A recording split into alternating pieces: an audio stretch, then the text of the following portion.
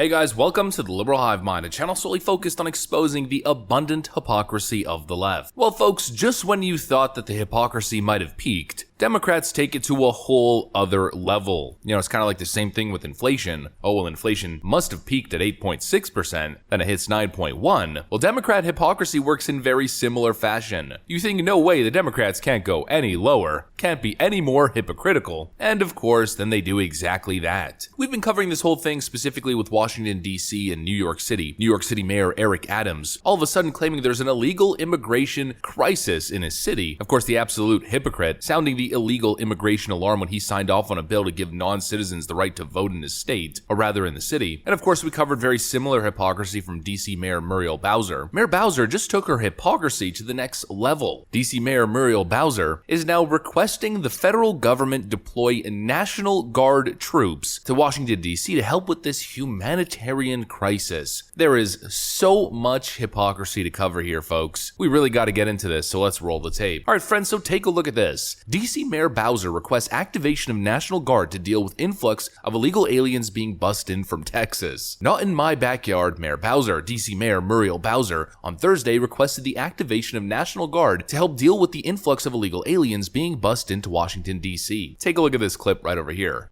Well, we need space, and we need the federal government to be involved. So I've asked for the deployment of the Guard, as long as we need the Guard to deal with a humanitarian crisis that we expect to escalate.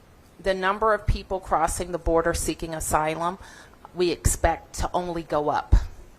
And we need to make sure that there is a national response, not an ad hoc city by city, state by state response. We know that the federal government does this because we see this type of response with Afghan refugees, and now we see it with people who are coming to the United States from Ukraine. So there is a robust federal response that helps people with transportation on to their final destinations, and in even getting them a legal route to work and to a work permit.